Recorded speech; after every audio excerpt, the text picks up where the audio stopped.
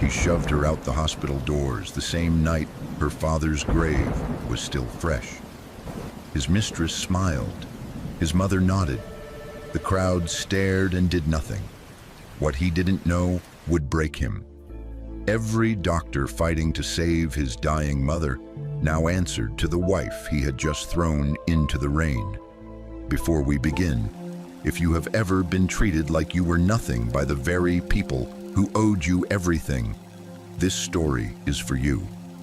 Stay until the end. The rain came down hard that night.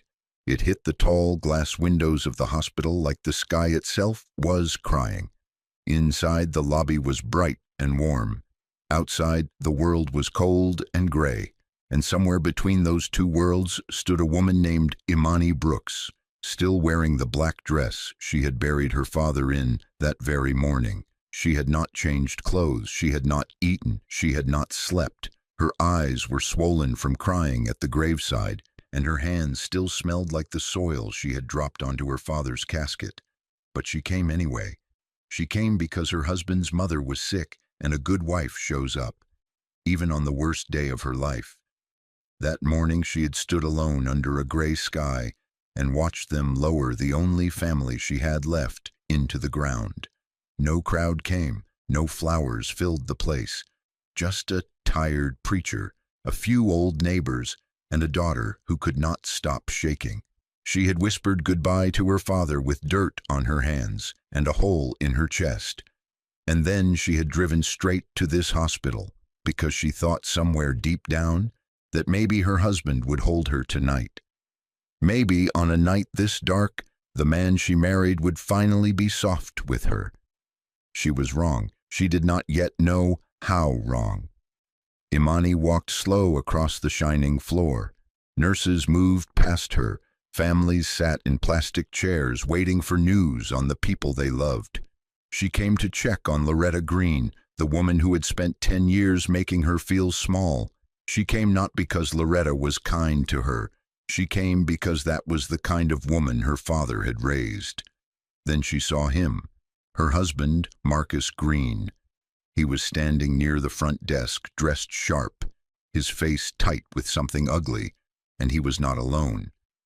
Beside him sat his mother in a wheelchair, thin and pale, but her eyes still sharp as broken glass. And on the other side of Marcus stood a woman Imani did not know well, a woman named Simone. Too pretty, too calm, too close to her husband.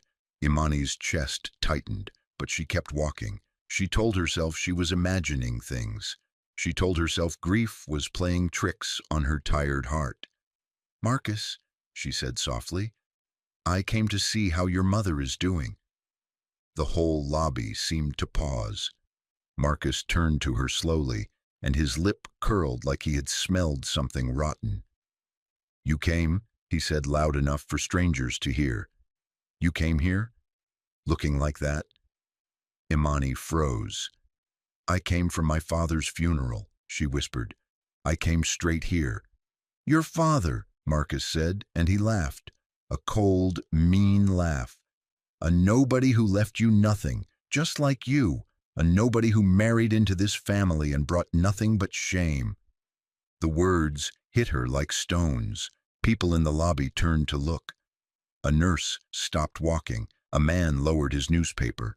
Imani felt their eyes crawling over her black dress, her swollen face, her trembling hands. "Marcus, please," she said. "Not here, not tonight." But Loretta spoke up from her wheelchair, her voice thin but full of poison. "She has no shame, son, coming here dressed like a beggar, embarrassing this family in front of everyone." And then Simone smiled. She did not say a word. She just smiled, the small, satisfied smile of a woman who had already taken what was not hers and felt no guilt about it. That smile was the third knife, husband on one side, mother on the other, and the stranger in the middle, smiling like she had won. Imani looked at the three of them, and something inside her went very quiet. "Marcus," she tried one more time, her voice breaking, "I just buried my daddy." "And I'm tired of carrying you," he snapped. 10 years I've fed you. 10 years I've clothed you. And what have you given me? Nothing. You're done. Get out. He grabbed her wrist, hard. Marcus, stop. He did not stop. He dragged her. Across the bright lobby floor, past the staring faces, past the nurse who looked away, past the man who pretended to read his paper. He dragged his wife to the doors on the night she buried her father. A young nurse near the desk pressed her hand to her mouth. An old woman in a waiting chair half rose, then sat back down, afraid. A security guard looked at the floor. They all saw it. A grieving widow's daughter, soaked in sorrow, being hauled out like garbage, and every single one of them chose to do nothing. That is the thing about cruelty in public. It only needs one cruel man and a room full of cowards. And nobody moved. Nobody helped. Nobody said a word. He pushed the doors open and shoved her out into the storm. Imani stumbled and caught herself on the wet pavement. The rain soaked through her black dress in seconds. Her hair fell into her face. Behind her, through the glass, she could see them. Marcus brushing off his hands, Loretta nodding her approval, Simone still smiling, but Imani did not scream. She did not bang on the glass. She did not beg. Slowly she stood up straight. She turned and she looked back at the building, the big hospital with its bright lights and its tall name carved over the entrance. She looked at it for a long, strange moment, not like a woman who had just been thrown out, but like a woman who already knew something they did not. The narrator must tell you now, Marcus Green thought he was throwing his wife away that night. He thought he was tossing out trash. He had no idea whose house he was standing in. He had no idea that the woman shivering in the rain held more power in her wet, trembling hands than every person in that building combined. He had no idea at all, but he would learn. Oh, he would learn. Imani stood in that storm a long time. The rain ran down her face and mixed with her tears until you could not tell one from the other. A car drove by and threw a wave of cold water over her shoes. She did not move. She just stared up at the building her husband had thrown her out of, and a strange calm settled into her bones. She reached into her pocket. The little wooden bird was still there, soaked but safe, the way it had been safe through every storm of her life. She held it tight in her fist and closed her eyes. "Daddy," she whispered into the rain, "I don't know how much more I can take." But the bird in her hand did not answer. Not yet. The answer was coming. It was already on its way. And it would arrive in a worn old envelope that would turn this whole cruel world upside down. For now, though, she was just a woman in the rain, alone, soaked, grieving. And somewhere behind that glass, the three people who had broken her heart were already laughing again, already forgetting her, already moving on as if she had never mattered at all. That was their first mistake. You should never forget the person you wronged, because one day they remember for the both of you.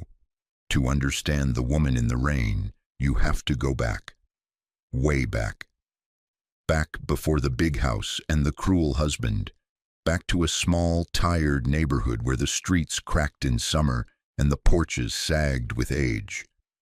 That is where Imani Brooks grew up, in a little blue house at the end of a dead-end road, with a father named Elijah Brooks, who never seemed to have much, but somehow always had enough. Elijah was a quiet man, a working man. His hands were rough, and his back was bent, and the people on that street thought he was simple, poor, invisible. They watched him leave the house in his old gray coat, and they shook their heads. "That Elijah," they would say, "hard worker, but he'll die with nothing." But little Imani knew her father was magic. She remembered the winters best. When the heat in the little blue house gave out, Elijah would wrap her in his own coat and tell her stories until she forgot the cold. When there was only enough food for one plate, he would say he had already eaten and watch her finish every bite, his stomach empty and his smile full. She did not understand it then. She understood it now. Her father had spent his whole life giving away pieces of himself to keep other people warm. She watched him fix the broken porch step for the old woman 3 doors down and refused to take a dime. She watched him carry groceries for the sick man on the corner. She watched him slip a folded bill into a struggling mother's mailbox and walk away quick so no one would see. Elijah Brooks did not have much, but what he had, he gave. "Baby girl," he would tell her, sitting on that sagging porch in the evening light, "money is not what makes you rich. It's what you do for people. Remember that. A poor man with a good heart is wealthier than a rich man with a cold one." That was the first time Imani heard those words. It would not be the last. Her mother had passed when Imani was small, so it was just the two of them. Elijah did the cooking, the braiding, the bedtime stories. He raised her gentle, he raised her kind, and he raised her to keep her word, no matter what it cost. "Promise me something," he said to her once, when she was maybe 9 years old. "Promise me you'll never humiliate a person who's already down, no matter what they do to you, you hear me? When somebody is at their lowest, that's when you find out who you really are." "I promise, Daddy," she said. And he smiled, and he reached into his coat pocket, and he pulled out something small wrapped in an old cloth. He had carved it himself late at night, with the same rough hands that fixed everyone's broken things. It was a little wooden bird. He pressed it into her small palm and folded her fingers over it. "This is you," he said softly. "A little bird. One day you're gonna fly far, baby. Farther than this old street, but no matter how far you go, you find your way back home. You hear me? Fly far, but always come home." Imani held that little bird like it was made of gold. She did not know it then, but she would carry it for the rest of her life. Through every joy, through every heartbreak, even into a marriage that would one day try to break her in half. There was something else about Elijah, though, something strange. Some nights, after Imani went to bed, her father would put on a clean shirt and quietly slip out the door. He would be gone for hours, and in the morning, when she asked where he went, he would only smile and say, "Just working, baby, building something." "Building what, Daddy?" He would look at her with eyes full of secret light. "Something for people. Not for money. For people. One day you'll understand what your daddy built. One day." She remembered following him once. She was maybe 12, curious and stubborn, and she crept out of bed and trailed him through the dark streets at a distance. She watched him walk all the way across town to a part of the city she did not know. She watched him stand in front of a half-built building, its bones still bare against the night sky, and she watched workers tip their hats to him like he was somebody important. She did not understand it. She went home and never told a soul. She told herself she must have dreamed it. She never understood. Not then. She thought he was just a tired man chasing odd jobs. She thought, like everyone else, that her father was poor. She had no idea how wrong she was. The truth was this: years before Imani was even born, Elijah Brooks had been a young man with nothing but a dream and 2 strong hands. He had watched his own mother turned away from a hospital because she could not pay, and he had watched her die in a cold hallway while the rich got the good rooms. He never forgot it. He swore on her grave that one day he would build a place where no poor soul was ever turned away. And quietly, over a lifetime of work and sacrifice, brick by brick, he did exactly that. He just never told the world. He never told his own daughter, because to Elijah the giving was the whole point. The name on the building meant nothing. The lives inside it meant everything. Years passed. Imani grew up gentle, exactly the way Elijah raised her. She was the girl who gave her lunch away to the hungry kid. She was the woman who never raised her voice, who forgave too easy, who believed the best in people even when they showed her their worst. And when a charming, ambitious young man named Marcus Green swept into her life with big promises and a bigger smile, she gave him her gentle heart without holding anything back. In the early days, Marcus had been sweet. He brought her flowers. He called her his queen. But slowly, year by year, the sweetness wore off and the hunger showed through. Marcus wanted more money, more respect, more of everything the world said a man should have. And the gentler Imani stayed, the more he came to see her gentleness as weakness. He started to resent the very softness he had once loved. He wanted a wife who would impress people. Instead, he had a wife who gave her coat to strangers in the cold, just like her father. He could not see that he had married the most precious thing in the world. He only saw what she was not. She thought she was marrying love. She did not know she was marrying her downfall. And now, 10 years later, that same gentle girl stood soaking wet in a hospital parking lot, the little wooden bird tucked safe in her pocket, on the very night she buried the only man who ever truly loved her. The narrator wants you to hold on to that bird, because in the end, that little carved bird would matter more than anyone could ever guess. After that night in the rain, the betrayal did not stop. It grew. Like a weed, it spread through every corner of Imani's life, choking out the little she had left. Simone moved in fast, not into the house, not yet, but into the family. She showed up at the hospital every day, sitting at Loretta's bedside, fluffing her pillows, laughing at her jokes. She wore expensive clothes and spoke in a smooth, polished voice, and Loretta ate it up like candy. "Now this," Loretta would say, patting Simone's hand, "this is a woman of standing, a woman who knows how to carry herself, not like that little nothing you married, Marcus." And Marcus, drowning, started to believe her, because Marcus Green was in trouble. The kind of trouble he hid behind nice suits and a loud voice. His business was failing. The deals had dried up, and now his mother's medical bills were stacking up higher than he could climb. The treatments were costing more than he earned in a year, and the money was almost gone. He was a proud man watching his whole world quietly fall apart, and instead of facing it, he looked for someone to blame. Simone made sure that someone was Imani. "She's been holding you back," Simone would whisper to him in the hallway. "A man like you with a woman like that? No wonder things went bad. You need a partner, Marcus, a real one.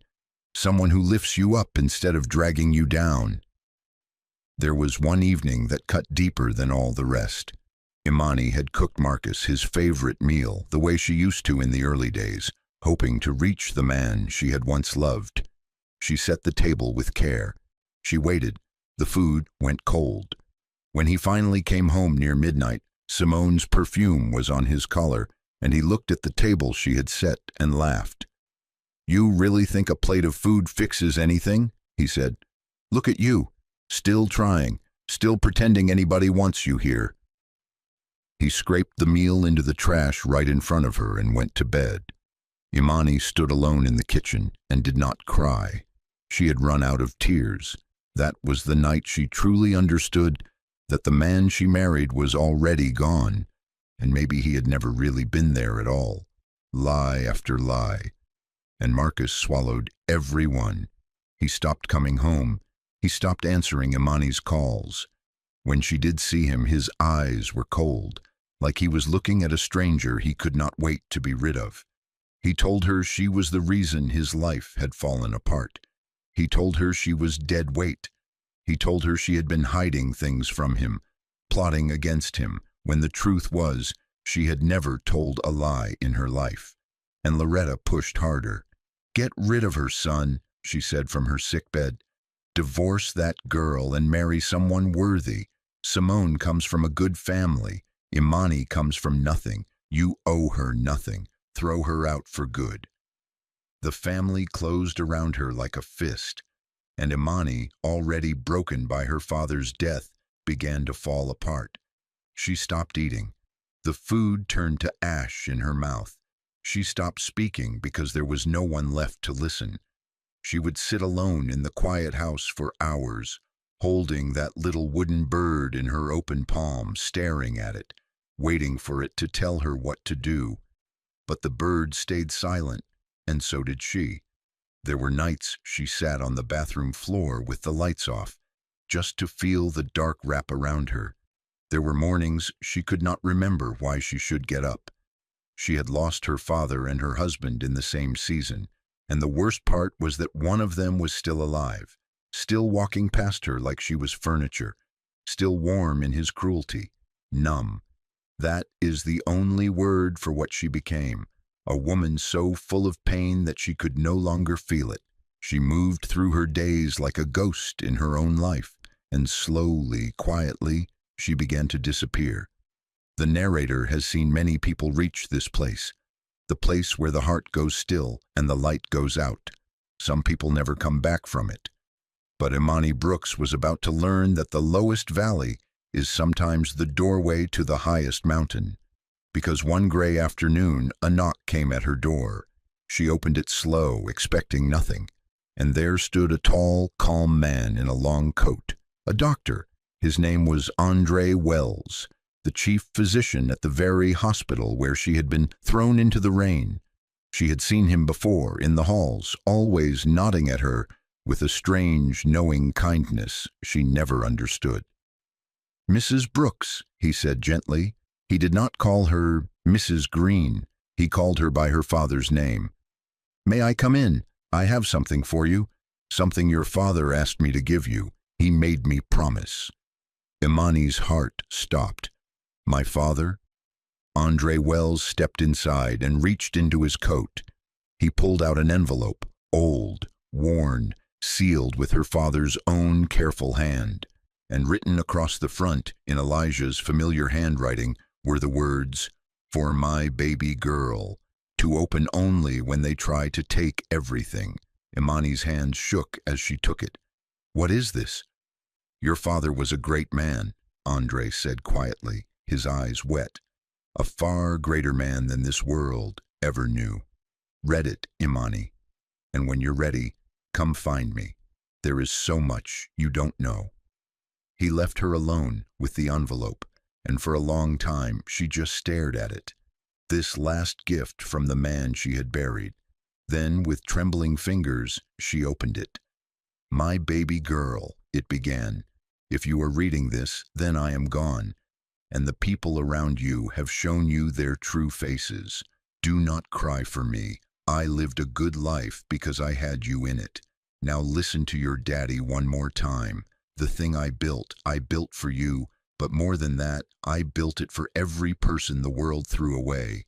You are about to learn who I really was.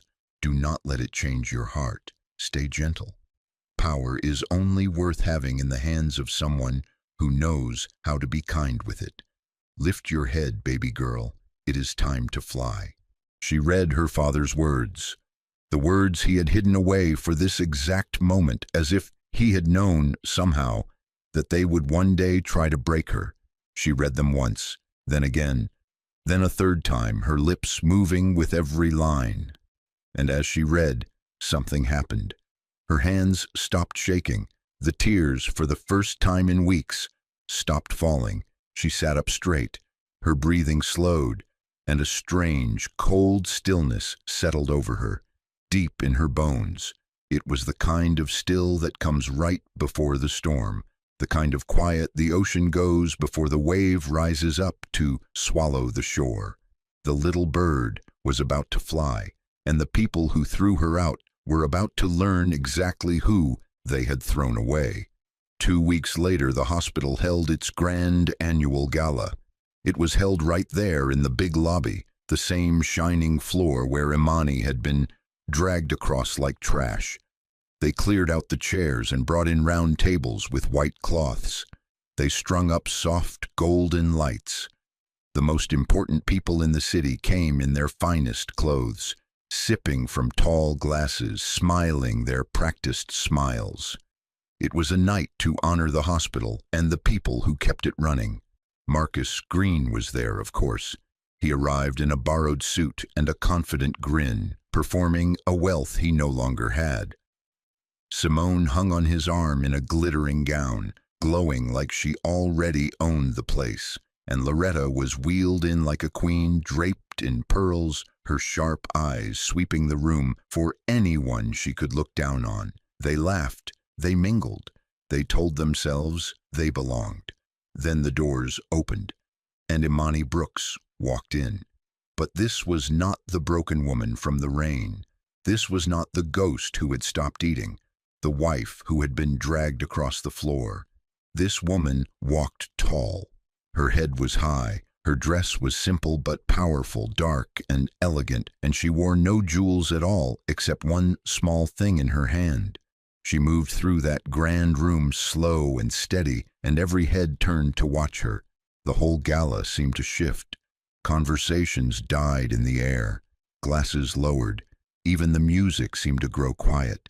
There was something about the way she moved, something that made powerful people sit up straight. Marcus saw her, and his grin froze. "What is she doing here?" he hissed. "Somebody get her out." But nobody moved to stop her, because at that exact moment Dr. Andre Wells stepped up to the podium and tapped the microphone. The room turned to him. "Thank you all for coming," he said, his deep voice rolling across the silent hall. "Tonight we honor the legacy of this hospital, and there is no better night to finally tell you the truth about who built it." He paused, and his eyes found Imani across the room. "Many of you knew this hospital was founded by a private donor who wished to remain unknown, a man who poured everything he had into these walls so that poor families could be treated with dignity, a man who fixed broken people the same way he fixed broken porch steps, asking for nothing in return. That man passed away recently. His name was Elijah Brooks." A gasp moved through the crowd. Marcus's face went white. "Elijah Brooks built this hospital," Andre continued. "Every wing, every room, every bed where the sick are healed. He hid his name from the world because he never wanted glory. He only wanted to help. And in his will, he left all of it. The land, the building, the entire hospital, to his only child, his daughter." Andre lifted his hand toward her. "Imani Brooks." For one full second, the room was so silent you could hear the golden lights humming overhead. And then it broke. The room exploded into whispers. Heads snapped toward Imani. Marcus stumbled back like he had been struck. Simone's mouth fell open, her smile gone, shattered. Loretta gripped the arms of her wheelchair, her pearls trembling against her thin chest. For a moment, no one breathed. The pearls, the gowns, the borrowed suits, all of it meant nothing now.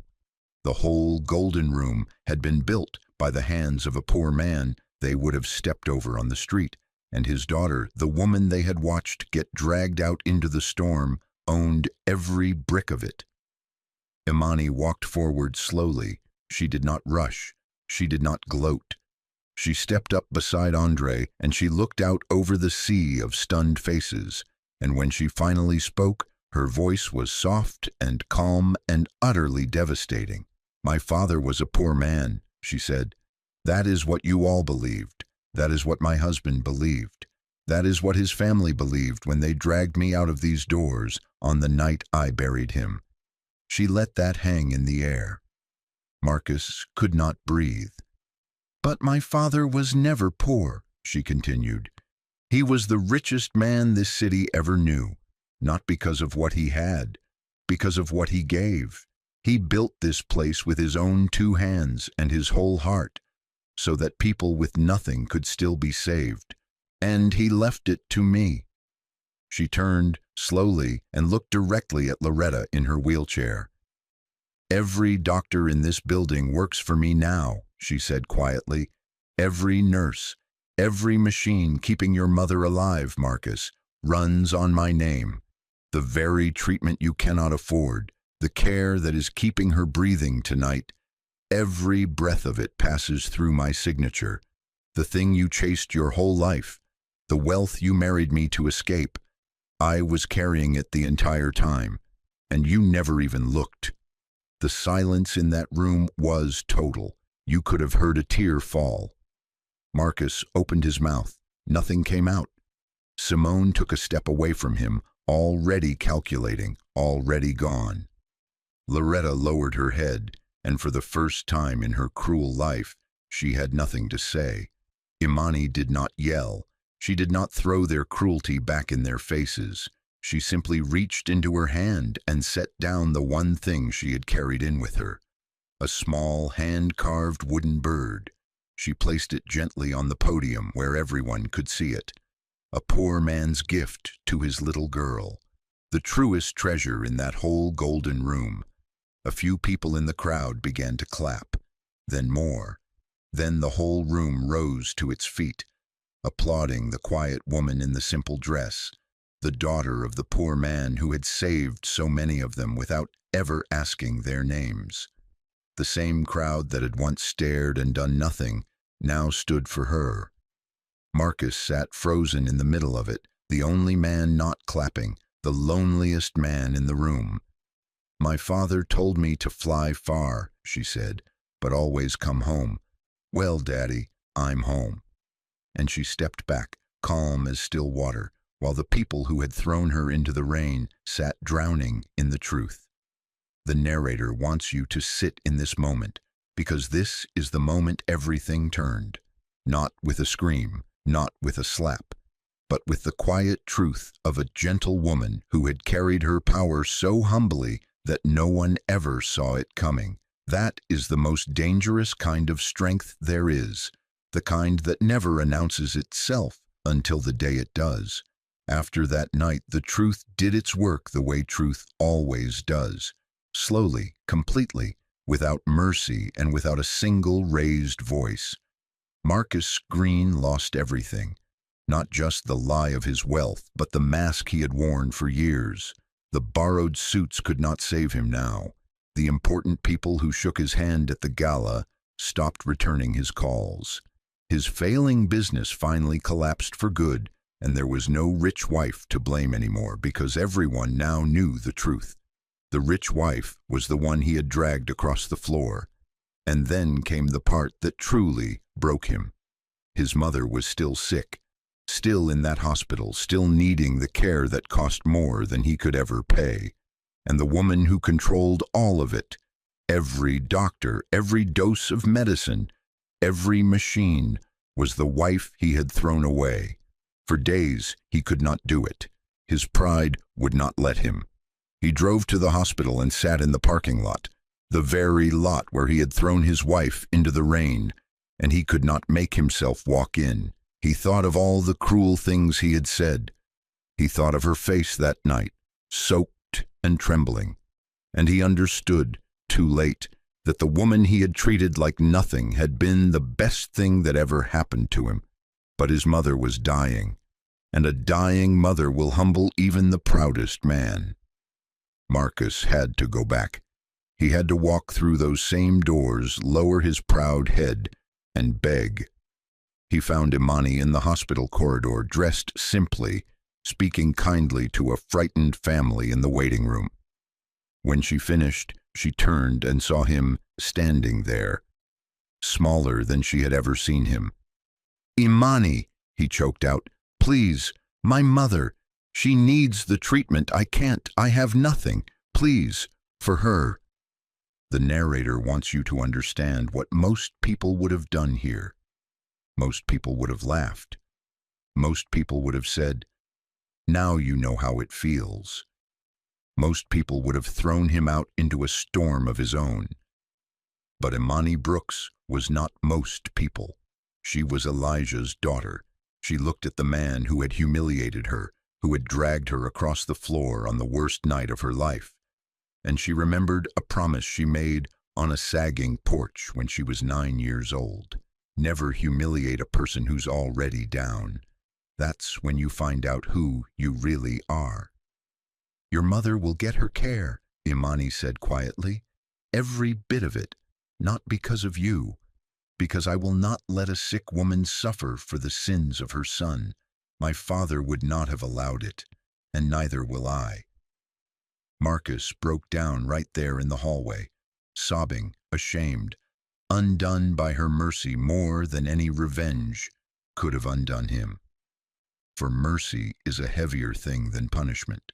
Punishment a proud man can rage against, but kindness from the person you wronged, that is a weight a man carries for the rest of his days.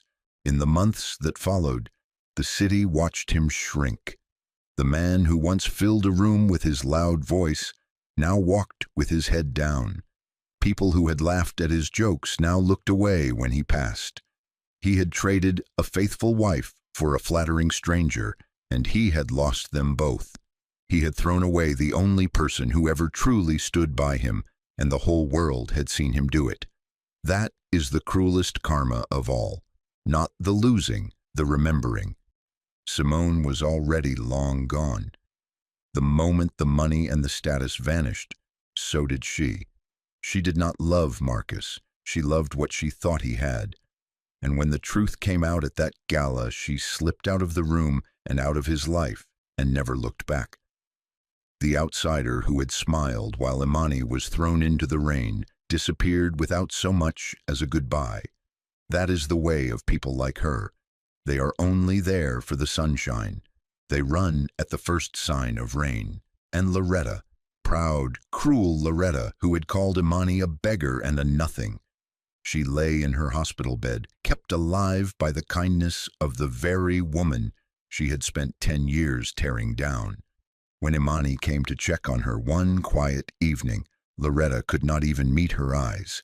"Why?" the old woman finally whispered. "After everything I did to you, why are you keeping me alive?" Imani sat down beside her bed. "Because my father taught me that a gentle heart is not a weak one," she said. "And because hurting you would make me into something he never raised me to be. You don't get my cruelty, Loretta. You get my mercy. That is the difference between us." And Loretta wept, not the tears of a cruel woman, the tears of a woman finally facing the truth of what she had done. Imani rose. She had given them all exactly what they deserved, and not one drop more. She had won, not by becoming like them, but by refusing to. And then she did the thing the strongest people always do. She let go. She walked away from the marriage, from the cruelty, from the people who had only ever seen her as small. No screaming, no long speech, just the quiet, steady steps of a woman who finally knew exactly what she was worth. The seasons turned, the way they always do, and the rain that had once soaked a broken woman gave way at last to soft and gentle sunlight. On a quiet morning, Imani Brooks stood at her father's grave. The grass had grown and green and full now. The headstone was simple, just like the man, with only his name and a few small words she had chosen herself. He gave everything. He asked for nothing. She knelt down in the warm light and reached into her pocket. She pulled out the little wooden bird, smooth now from all the years of being held, and she set it gently at the base of the stone. "I understand now, Daddy," she said softly. "What you built, why you built it. I understand all of it." A breeze moved through the trees, and for a moment it felt like an answer. Imani did not run from the legacy her father left her. She stepped into it.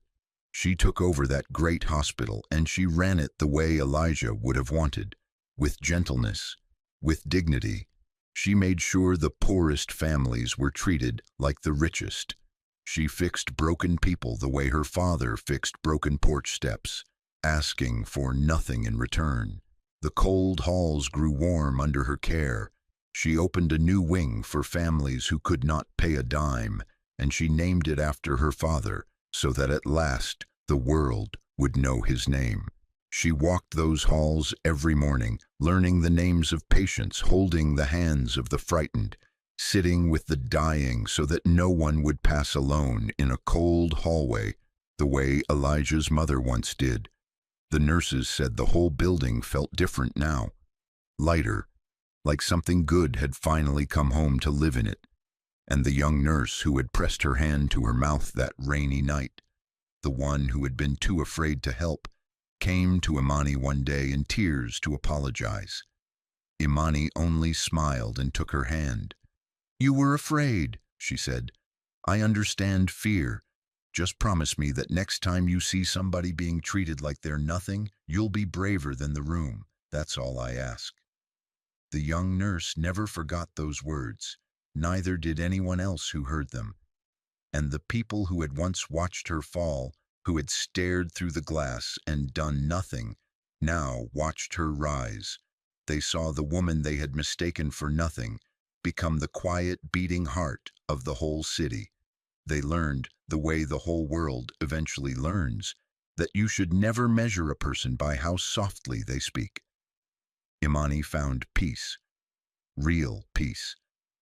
Not the kind that comes from revenge, but the kind that comes from staying true to who you are, even when the world gives you every reason not to. The narrator will leave you with this, and he asks you to take it with you when you go. A gentle heart is not a weak heart. The world will mistake your silence for surrender, your kindness for weakness, your patience for defeat. They will look at the quiet ones and think them small, but the day always comes when they learn the truth, that your patience was your power all along, that the little bird they tried to cage was only ever resting before the flight. Do not let cruel people convince you that you are nothing. Sometimes the one they throw out into the rain is the one who owned the whole house all along. Fly far, but always come home. If Imani's story touched something in you, don't keep it to yourself. Like this video, share it with someone who needs to hear that their quiet strength matters, and subscribe so you never miss the next story. Comment one word, worthy, if you believe a gentle soul always wins in the end.